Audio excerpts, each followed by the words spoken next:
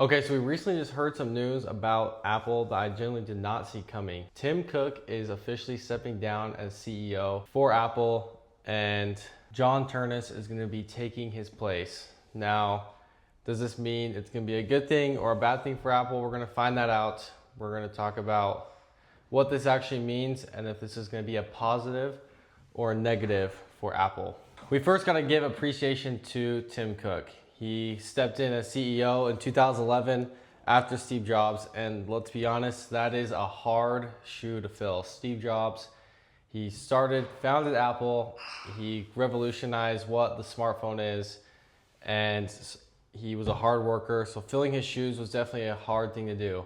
Now, Tim Cook did a great job in filling that spot. He took Apple from a $350 billion company to not one, not two, not three, but a $4 trillion company, which is quite insane. It's a company that everyone knows.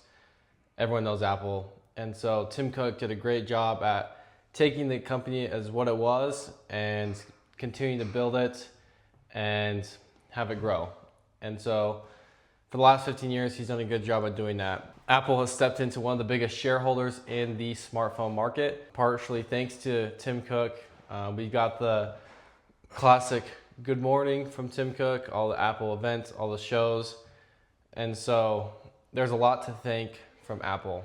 He really focused on the service side of the Apple business, from iCloud to Apple Music to the App Store to Apple Care Plus, all these different services. You got Fitness Plus, and that really helped Apple grow into the company they are. And one thing that he did do is he was more of an operations guy. Steve Jobs was very product focused. He started with the computer, the iPhone, and he started building the iPads. And then Tim Cook came along, and let's give him credit, he came out with the AirPods, one of the best known and most used earbuds in the market. He came out with the Apple Watch. We got the AirPod Max, which is still AirPods. He came out with the Vision Pro. We can debate whether if that's a flop or if it's a success. We can talk about that later. But the MacBook Pros, the MacBook Airs, all these different things, he came out and he really had some awesome products. Now, what really shifted with Tim Cook is Apple went from coming out as kind of pushing the boundaries of what could be possible with a smartphone to Apple playing it very safe. And I don't know when, or I couldn't tell you when the line drew from when Apple went from being a front runner into trying new things to playing it safe. But if you look at Apple as a company now, they play it very, very safe. Foldable phones have been out for a while, and now it's 2026. We'll be getting one in September. But Apple has not tried, because if they fail, well, it's a big hit on Apple. And so let's think about the Notch or Face ID, all these different things. Apple kind of took a while, and then when they do release it, they keep it as a big deal, like it's never happened before, and they kind of just have their own sense of in-world newness when things drop, if that makes sense. Which isn't necessarily good or bad, but it makes it so Apple isn't necessarily going to be innovating on a lot of new products. And I mean, let's talk about AI. AI dropped in 2022. We got Google, Gemini, we got ChatGPT, we got Claude, all these different AIs, and Apple is very behind on Siri. I mean, it's a known joke that Siri is quote unquote trash or doesn't work. All it can do is maybe call your friends or send a text or maybe get you directions. But other than that, it's not very good. And right now it just uses ChatGPT if it doesn't know what to do. So that is some fallbacks, and Apple kind of got the hit for it when, Apple AI didn't work. And so, they kind of have to decide if they're going to push or if they're going to play it safe. So that leads us into who John Teruns is, and he is one of the head guys in the engineering department of Apple.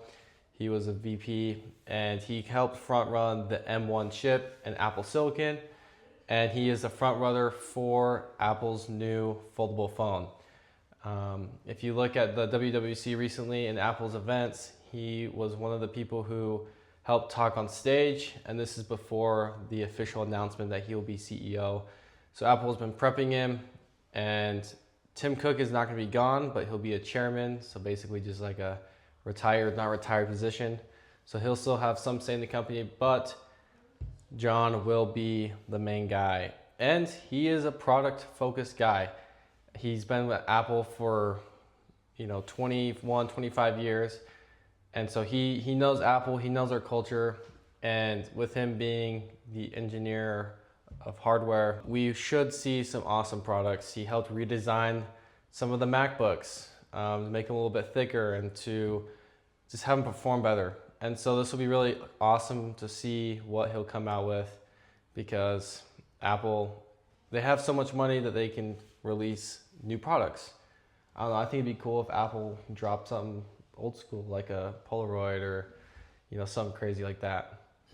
But Apple will have him as the new CEO September 1st, which means the September event will have him as the new CEO. He'll be releasing the new foldable phone as well as any other new products that they'll be having in the fall, which I'm excited to see, because he's a front runner in what's going to be hardware, hopefully kind of similar to Steve Jobs. So we went from having this hardware guy to more of a functional subscription or just building the business type of guy, manager, to now pushing more and new limits.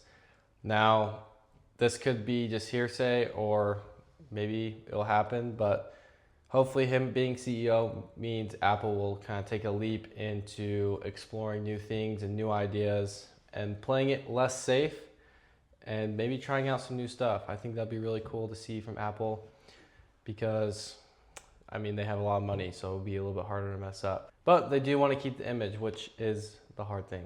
And so reportedly there is a lot of new products coming up in the pipeline. There's nothing really too confirmed yet. Apple usually keeps a lot of this stuff hidden, so we're not going to know right off the bat, but I am curious to see what they cook up once this official switch happens.